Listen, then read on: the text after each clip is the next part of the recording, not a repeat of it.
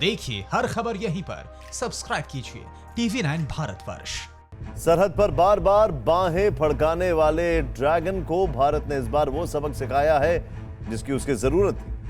Tank और हथियार लेकर बार बार एलएसी पर धौंस जमाने वाले चीन को भारत ने वहां चोट पहुंचाई है जहां दर्द और तकलीफ सबसे ज्यादा होता है। यानी भारत का डिजिटल स्ट्राइक, जिससे चीन करा उठा। 59 मोबाइल ऐप्स पर बैन लगने के बाद चीन कभी धमकियां देता है तो कभी करोड़ों डॉलर के नुकसान की दुहाई। चीन को डर है कि अगर ऐसा ही भारत में उसका कारोबार चौपट होता रहा और दुनिया भी साथ छोड़ने लगी तो वो कंगाली की कगार पर पहुंच जाएगा। इसे कहते हैं जोर का झटका धीरे से देना। ऐसे वार कि सांप भी मर जाए और लाठी भी न टूटे। पूर्वी लद्दाख में सीमा पर हेकड़ी दिखाने वाले चीन की पहले तो हमारे जवानों ने गर्दन तोड़ी,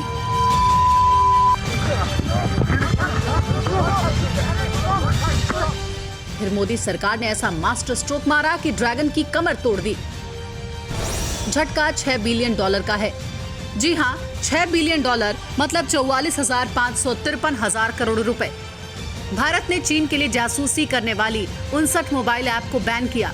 पूरा हिसाब किताब छोड़िए, अकेले बाइटडांस यानी टिकटॉक और हेलो ऐप की मदर कंपनी को $6 बिलियन का झटका लगा है। ये आंकड़ा तो चीनी कंपनी के सूत्रों से बाहर आया है।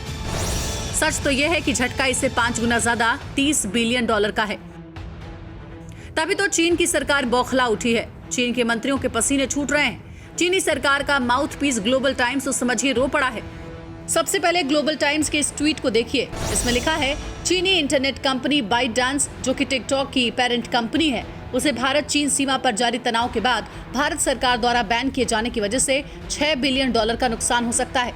चीनी वाणिज्य मंत्रालय के होश फाख्ता हो चुके हैं।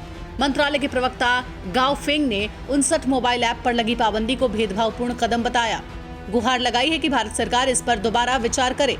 चीन के विदेश मंत्रालय के प्रवक्ता पहले ही ट्विटर पर चिंता जता चुके हैं। इतनी बौखलाहट इसलिए कि चीन को अब अंदाजा लग चुका है कि भारत के साथ पंगा लेना उसे महंगा पड़ सकता है। सिर्फ टिकटॉक जैसे ऐप को भारत में बैन करने से उसे अरबों का नुकसान झेलना पड़ सकता है।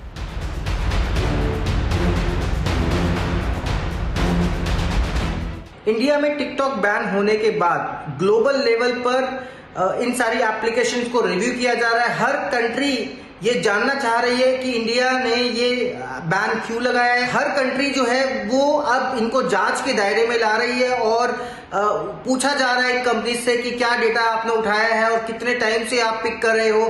तो इवेंचुअली हो ये रहा है कि इन कंपनीज के ऊपर प्रेशर बन रहा है कि दूसरी कंट्रीज से भी इनको कोई बैन ना कर दे। तो ये सारा प्रेशर एट द एंड जाके चाइनीज गवर्नमेंट पे आ रहा है। चीन के 59 मोबाइल ऐप्स का सबसे बड़ा बाजार भारत है। भारत में 80 करोड़ से ज्यादा लोग मोबाइल इंटरनेट का इस्तेमाल करते हैं। एक अंदाजे के मुताबिक चीन के इन ऐप्स की पूरी कमाई का 40% हिस्सा भारत से आता है। 59 मोबाइल ऐप्स में टिकटॉक भारत में सबसे ज्यादा लोकप्रिय है। भारत में 20 करोड़ से ज्यादा लोग इसका इस्तेमाल करते हैं। इसके अलावा फेसबुक को टक्कर देने के लिए मैदान में उतरा हेलो एक सोशल नेटवर्किंग ऐप है। भारत में करीब 40 लाख से ज्यादा लोग इसका इस्तेमाल करते हैं। अकेले टिकटॉक की बात करें तो दुनिया भर में इसके करीब 40 करोड़ एक्टिव यूजर्स हैं। इनमें से आधे यूजर्स भारत से आते हैं। टिकटॉक पर जितने वीडियो बनाए जाते हैं उनमें से 30% वीडियो अकेले भारतीय यूजर्स बनाते हैं। भारत में अब तक टिकटॉक के 61.1 करोड़ से ज्यादा डाउनलोड्स किए जा चुके हैं। टिकटॉक को जितना भारतीय यूजर्स ने डाउनलोड किया उतना तो चीन में भी नहीं किया गया। चीन में अब तक इस ऐप को करीब 20 करोड़ बार डाउनलोड किया गया, जबकि अमेरिका में इसे 16 करोड़ से ज्यादा बार डाउनलोड किया गया। 2016 से लेकर 2019 तक गूगल प्ले स्टोर पर सबसे ज्यादा डाउनलोड होने वाली ऐप्स में व्हाट्सएप पहले नंबर पर होता था, लेकिन 2020 की पहली तिमाही में टिकटॉक पहले नंबर पर आ गया। टिकटॉक को गूगल प्ले स्टोर से करीब 25 करोड़ बार डाउनलोड किया गया, जबकि एप्पल के ऐप स्टोर से इसे 6.7 करोड़ से ज्यादा बार डाउनलोड किया गया। अब टिकटॉक की कमाई देखिए। एक आंकड़े के मुताबिक पिछले साल 2019 की अक्टूबर-दिसंबर तिमाही में टिकटॉक को भारत से 23 से 25 करोड़ रुपए का रेवेन्यू मिला था, जबकि 2018-19 में कंपनी ने भारत में कुल कमाई 43.6 करोड़ रुपए की थी। इस साल जुलाई-सितंबर तिमाही तक टिकटॉक ने भारत से 100 करोड़ रुपए का रेवेन्यू हासिल करने का टारगेट रखा था। बताया जा रहा है कि टिकटॉक की पेरेंट कंपनी बाइटडांस ने पिछले कुछ साल में भारतीय बाजार में $100 करोड़ से अधिक का निवेश किया था और प्रतिबंध लगने से इसका कारोबार रुक गया है। कंपनी को $6 बिलियन 45,000 करोड़ रुपए का नुकसान हुआ है, लेकिन हकीकत में टिकटॉक की पेरेंट कंपनी होने वाला ये नुकसान $30 बिलियन का है। $30 बिलियन यानी 2,24,000 करोड़ रुपए। खबर है कि बाइटडांस इस साल फरवरी में अपना IPO लाने की तैयारी कर रहा था।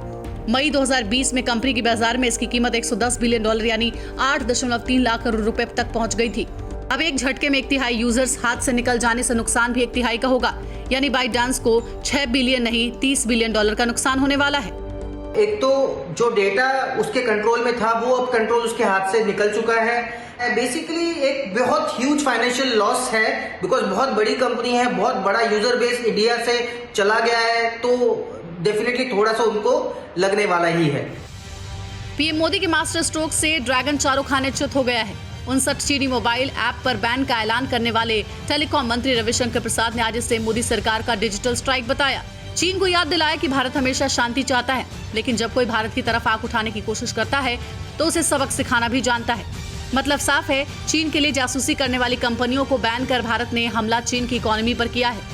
वार वहां किया है जहां चोट सबसे ज्यादा लगती है। मोबाइल ऐप तो बस शुरुआत है। चीन की ये दादागिरी खत्म नहीं हुई। चीन ने अपनी चाल नहीं बदली तो अभी कई और स्ट्राइक बाकी है। केंद्रीय मंत्री नितिन गडकरी ने भारत में हाईवे प्रोजेक्ट्स के दरवाजे भी चीनी कंपनियों के लिए बंद कर दिए हैं।